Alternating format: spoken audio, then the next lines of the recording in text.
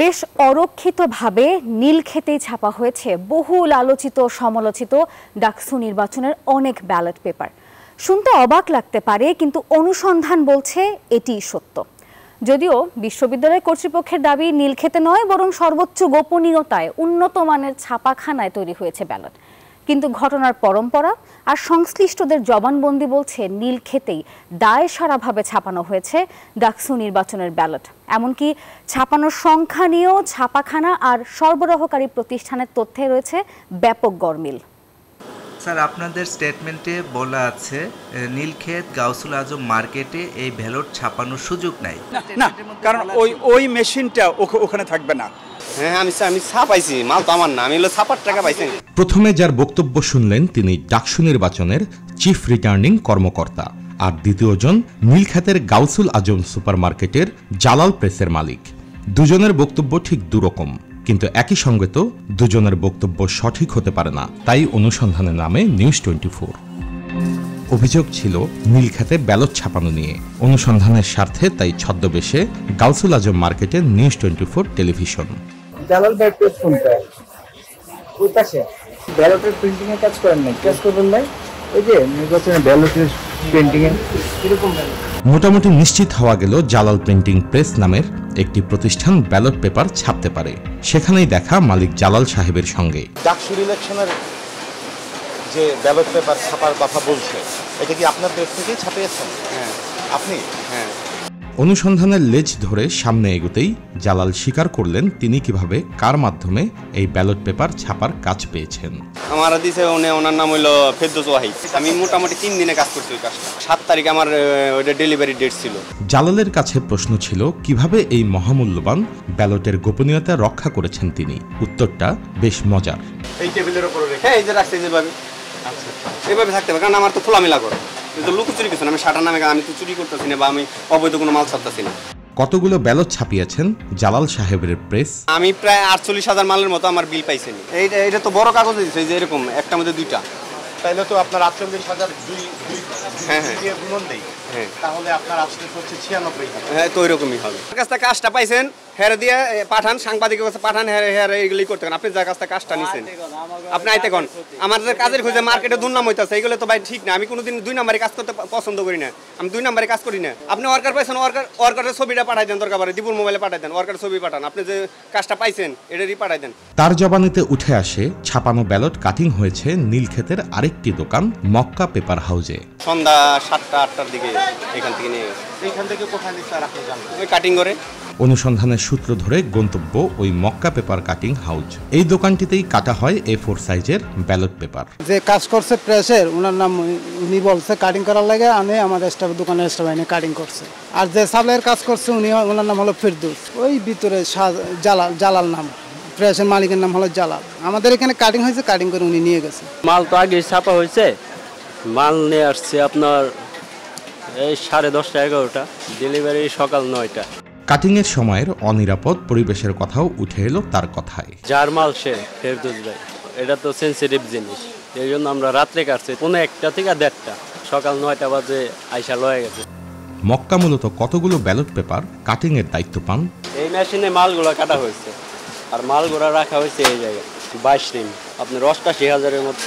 ফেরদৌস আমাদের লোকজনকে বলছে আনার জন্য, লোকজন আইনে কাটিং করছে, ফেরদৌসে সকালে নিয়ে গেছে। কিন্তু জালালের প্রেস বলছে তারা 96,000 ব্যালট পেপার ছাপিয়েছেন, আর মক্কা পেপার কাটিং বলছে তারা কাটিং করেছে 88,000। তাহলে 8,000 ব্যালটের হিসাবের গরমিল কে মেলাবে? উত্তর একটু পরে দিচ্ছি। এখন প্রশ্ন হলো কারা পেয়েছিল এই ব্যালট পেপার ছাপানোর কাজ? যদিও বিশ্ববিদ্যালয় কর্তৃপক্ষ গোপনীয়তার স্বার্থে সেই তথ্য প্রকাশ করেনি, কিন্তু অনুসন্ধানের স্বার্থে সেটা আমরা জেনেছি। ডাকসু নির্বাচনে ব্যালট পেপার ছাপা ও OMR মেশিনে গণনা করার টেন্ডার পাওয়া একটি প্রতিষ্ঠান আঞ্জা কর্পোরেশন। আমরা তাদের সঙ্গে যোগাযোগের চেষ্টায় খোঁজ শুরু করি। আদাবর থানার নবোদয় আবাসিক এলাকায় মেলে প্রতিষ্ঠানটির অবস্থান, কিন্তু সেখানে যেতেই শুরু হয় নানান নাটকীয়তা। শুনে যান একটু। বললাম অফিসে কেউ নেই, মানে কেউ আসে নাই? কয়তলায় অফিস? 4 তলায়। আজকে কেউ আসে নাই? সাংবাদিকের পরিচয় পাওয়ার পর পালিয়ে যান নিরাপত্তা কর্মী নিজেও।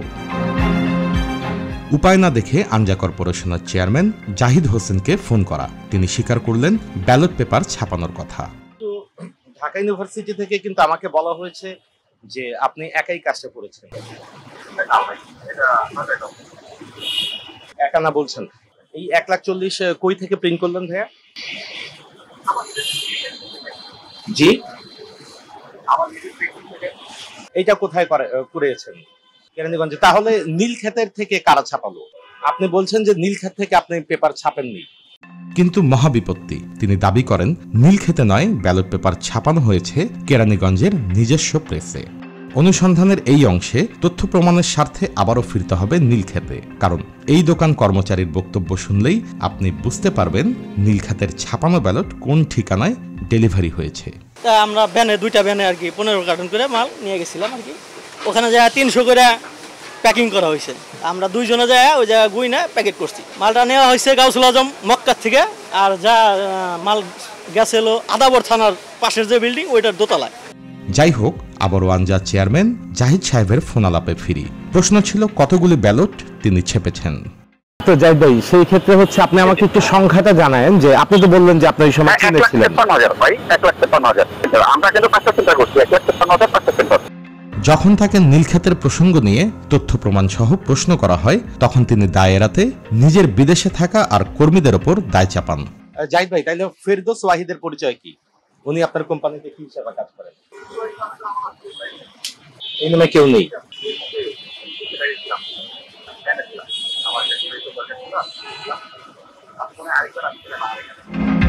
অসঙ্গতি যেন পিছু ছাড়ছে না। নীলক্ষেতের 2 দোকান 2 রকম হিসাব দিল।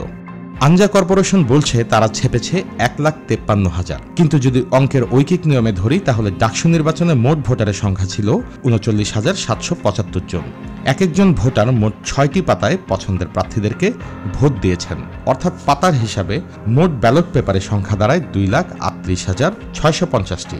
জাহিদ হোসেনের দাবি অধিকাংশ ব্যালট পেপার ছাপানোর কাজ তিনি করলেও বাকি কাজ কারা করেছে সে বিষয়ে তিনি কিছুই জানেন না। এখন তাহলে সব প্রশ্নের সঠিক জবাব দিতে পারবে ঢাকা বিশ্ববিদ্যালয় কর্তৃপক্ষ। ডাকসু নির্বাচনে চিফ রিটার্নিং কর্মকর্তা প্রফেসর জসিমউদ্দিন, যার সাক্ষাৎকারের কিছু অংশ আমরা দেখিয়েছিলাম অনুসন্ধানের শুরুতেই। তার বাকি অংশ শুনুন। আমরা যাদেরকে দিয়েছি এটাকে হাইলি স্পেশালাইজ একটা প্রসেস। আপনি জানেন এক একটা মেশিনের দাম একবারে মিনিমাম 50 লাখ টাকা, 60 লাখ টাকা, 70 লাখ টাকা। আর আমরা যখন টেন্ডার করেছি বাংলাদেশের নাই, একমাত্র একটা ভেন্ডর সেখানে অ্যাপ্লাই করেছে। সে দ্বিতীয় কোনো ভেন্ডারও আর খোঁজার কোনো উপায় নাই। তার মানে মেশিন কারো কাছে নাই। আমরা চেয়েছি 8টা কেন্দ্রে যাতে অ্যাটলিস্ট 8টা মেশিন থাকে। ওটা একটা কমিটি হয়েছে, পত্রিকায় গিয়েছে এবং অ্যাপ্লাই করেছে শুধুমাত্র একটা প্রতিষ্ঠান, কারণ কারো কাছে এই মেশিন নাই। তাদের খ্যাতি, নাম সব কিছু আছে, সেই বিধায় তো আমরা তাদেরকে দেওয়া। বাংলাদেশে দ্বিতীয় আরেকটা থাকলে তো হয়তো আমরা একে বাদ দিতাম। আমরা তো দ্বিতীয় কারণে পাই নাই ওপেন টেন্ডার দিয়া। নীলক্ষেতে ব্যালট পেপার ছাপানোর প্রমাণ থাকার বিষয়টি উল্লেখ করে প্রশ্ন করা হয়, তখন তিনি কি বলেন দেখুন। আপনি যদি বলেন যে সেরকম হয়েছে, তাহলে সেটা ভেন্ডর হয়তো বুঝতে পারে ভেন্ডর ওখানে গেছেন কিনা। হ্যাঁ, কিন্তু আমাদের সাথে যেভাবে তারা কাজ করছে সেই কাজে ওখানে যাওয়ার কথা না। যেহেতু আপনি বলছেন প্রমাণ আছে, তাহলে আমাদের প্রশাসন আছে খতিয়ে দেখবে। এই বাস্তবতায় প্রশ্ন উঠছে, নীলক্ষেতে ব্যালট ছাপানোর এত প্রমাণ থাকার পরেও কেন বিশ্ববিদ্যালয় কর্তৃপক্ষ এত জোর দিয়ে বলছে যে নীলক্ষেতে ব্যালট ছাপানোর সুযোগই নেই। প্রাচ্যের অক্সফোর্ড এর ডাকসু নির্বাচনের ব্যালট পেপার ছাপার বিষয়টি নিয়ে বিশ্ববিদ্যালয় কর্তৃপক্ষের আরও অনুসন্ধান ও তদন্ত কমিটি গঠন করা প্রয়োজন বলে মনে করেন সংশ্লিষ্টরা। তা না হলে এই নির্বাচন নিয়ে প্রশ্ন থেকেই যাবে। নিউজ 24, ঢাকা।